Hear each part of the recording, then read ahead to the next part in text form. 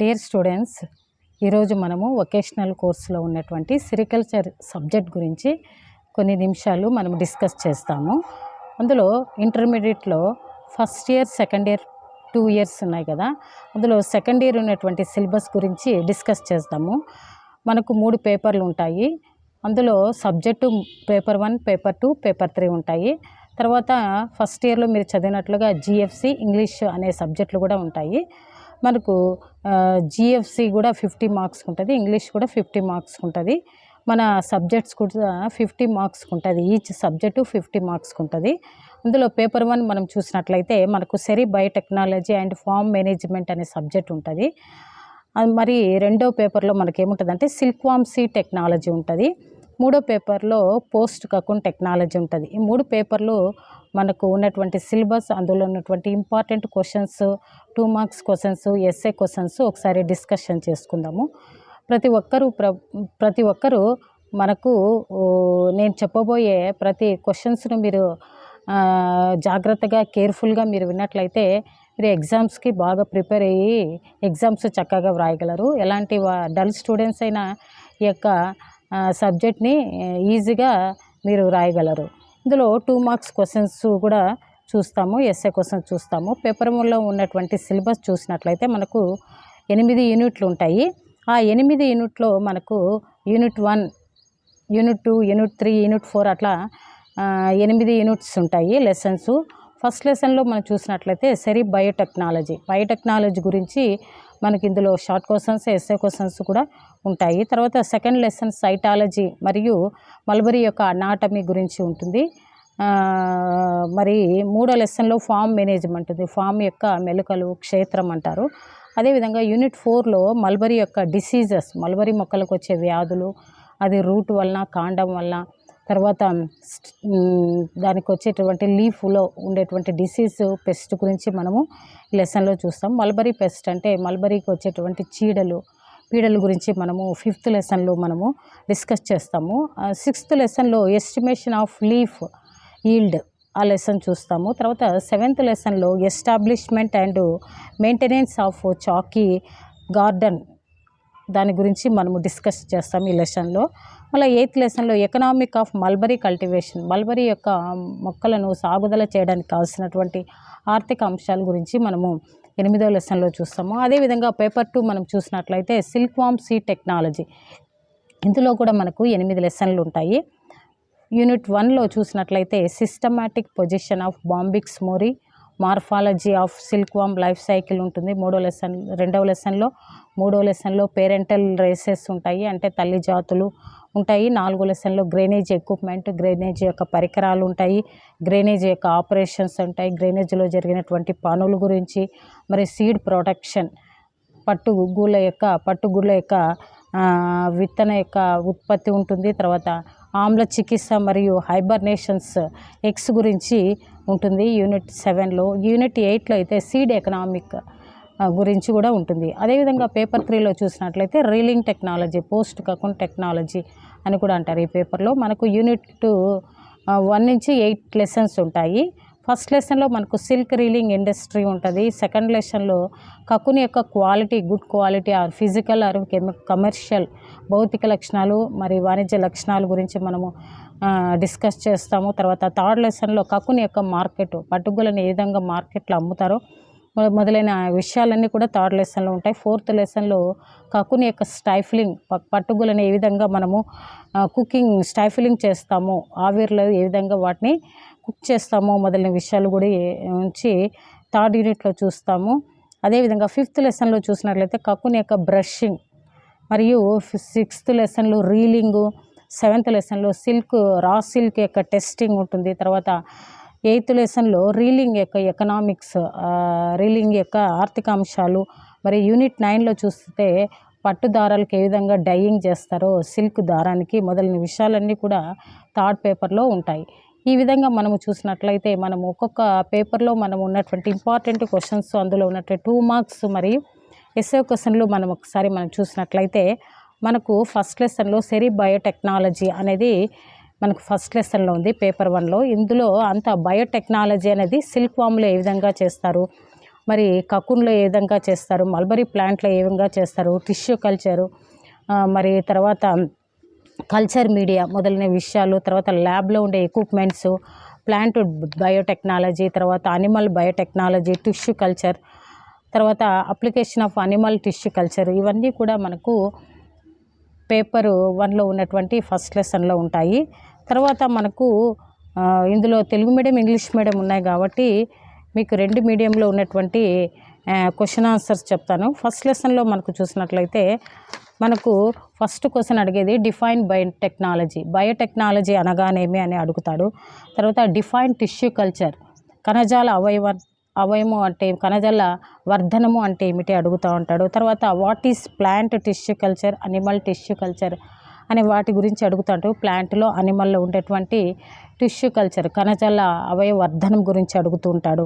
తర్వాత ఇంకా మరి కొన్ని క్వశ్చన్స్ ఏమడుగుతున్నాయి, కల్చర్ మీడియా గురించి అడుగుతూ ఉంటాడు. తర్వాత ల్యాబు, ఆర్డి సంస్థలు, సెరికల్చర్లో ఉన్నటువంటి, పట్టు పరిశ్రమలో ఉన్నటువంటి, రీసెర్చ్ డిపార్ట్మెంట్లో ఉన్నటువంటి ఆ యొక్క సంస్థల పేర్లు అడుగుతూ ఉంటాడు. ఇవి ఇంపార్టెంట్ క్వశ్చన్స్. తర్వాత ల్యాబ్లో ఉపయోగించే ఎక్విప్మెంట్స్ కూడా అడుగుతూ ఉంటాడు. ఇవి 2 మార్క్స్ క్వశ్చన్స్. మరి ఎస్ఏ క్వశ్చన్లో చూసినట్లయితే మనకు ఏమడుగుతాడంటే వాట్ ఈస్ బయోటెక్నాలజీలో ఉన్నటువంటి శాఖలు, బ్రాంచెస్ ఆఫ్ బయోటెక్నాలజీ అడుగుతుంటాడు. తర్వాత బయోటెక్నాలజీలో ఉన్నటువంటి ఆర్డి సంస్థలు అనేది 6 మార్క్స్ క్వశ్చన్స్ అడుగుతాడు. తర్వాత ఎక్స్ప్లెయిన్ ది సెరీ బయోటెక్నాలజీ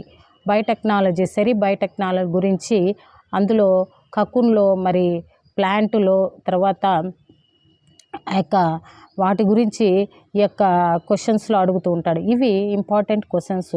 మనం సెకండ్ లెసన్లో చూసినట్లయితే మనకు సైటాలజీ, అంత కణశాస్త్రం ఉంది. వాట్ ఈస్ సెల్ అని అడుగుతుంటాడు. అనాటమీ ఆఫ్ మల్బరీ ఉంటుంది. ఇందులో మైటాసిస్, మియాసిస్ అనే 2 క్వశ్చన్స్, ఎస్ఏ క్వశ్చన్స్ అడుగుతూ ఉంటాడు. డిఫరెన్స్ అడుగుతుంటాడు. తర్వాత ఇందులో ఉన్నటువంటి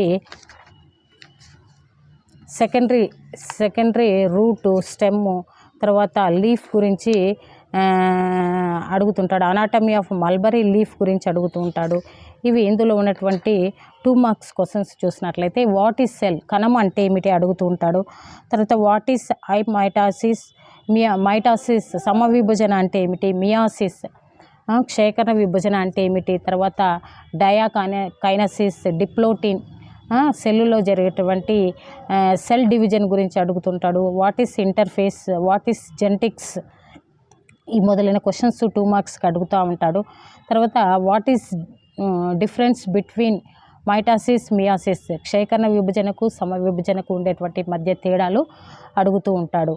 మరి ఎస్ఏ క్వశ్చన్లో మనకు చూసినట్లయితే ఏదో ఒక సెల్ డివిజన్ గురించి అడుగుతాడు. అది మైటసిస్ అయినా, మియాసిస్ అయినా అందులో ఉన్నటువంటి మరి divisions, prophase, metaphase, telophase, anaphase, ఏ విధంగా క్రోమోజోమ్స్ యొక్క యాక్టివిటీ ఏ విధంగా ఉంటుందో మొదలైన విషయాలను గురించి మనకు ఈ యొక్క విభజన గురించి మైటాసిస్ కానీ మియాసిస్ గురించి మనము ఎక్స్ప్లెయిన్ చేయాల్సి ఉంటుంది.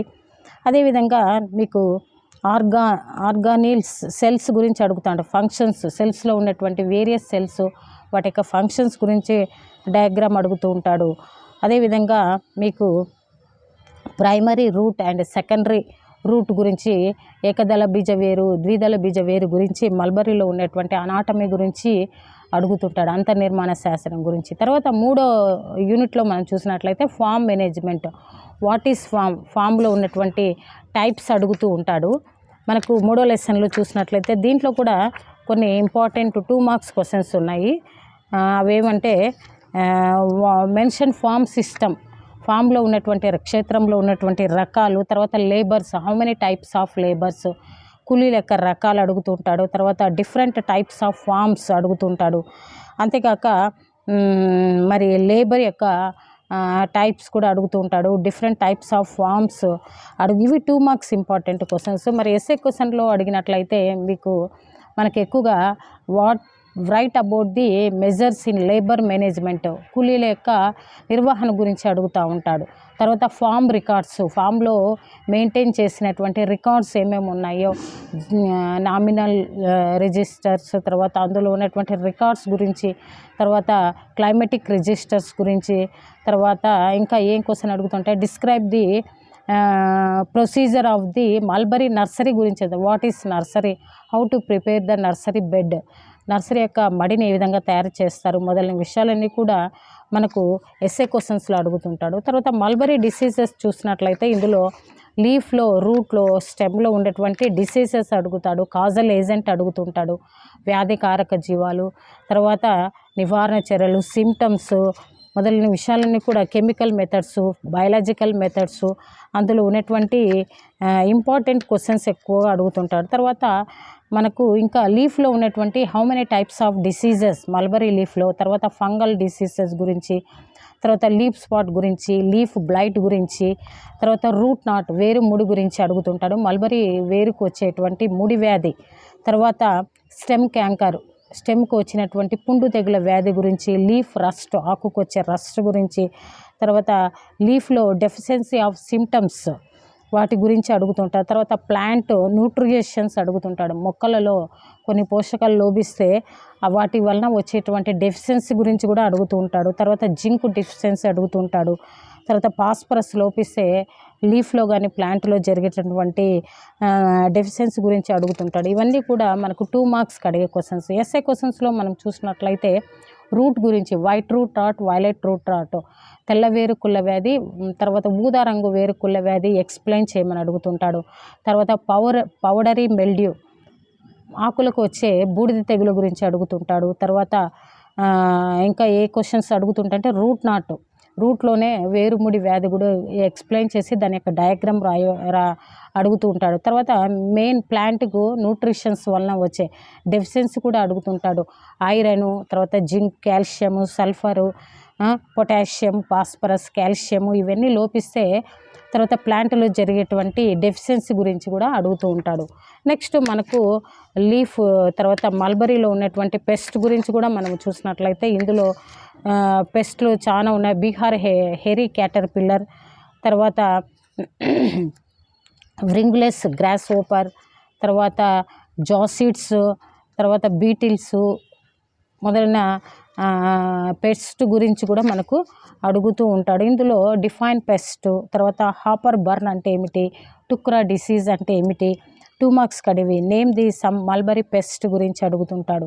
ఇవన్నీ కూడా మనకు 2 మార్క్స్ క్వశ్చన్స్, తర్వాత ఎస్ఏ క్వశ్చన్లు ఉన్నాయి. కాబట్టి వీటినన్నిటిని మనము జాగ్రత్తగా డియర్ స్టూడెంట్స్ మీరు 2 మార్క్స్ క్వశ్చన్స్ చదివినట్లయితే కూడా మీరు ఎగ్జామ్కి ఈజీగా పాస్ అయ్యే అవకాశం ఉంటుంది. 18 మార్క్స్ కాబట్టి ఎస్ఏలో 2-3 రాసిన 2 మార్క్స్ ఎక్కువగా మీరు వాటి మీద కాన్సన్ట్రేషన్ చేసి చదివితే మంచి పాస్ కావడానికి, అట్లీస్ట్ డల్ స్టూడెంట్స్ కూడా పాస్ కావడానికి అవకాశం ఉంటుంది. ఇది పేపర్ 1లో ఉన్నటువంటి సిలబస్. పేపర్ 2లో కూడా మనకు సిల్క్ వామ్ యొక్క లైఫ్ సైకిల్ గురించి కూడా మనము డిస్కషన్ చేస్తాం. ఇది నెక్స్ట్ వీడియో మీకు చేస్తాను.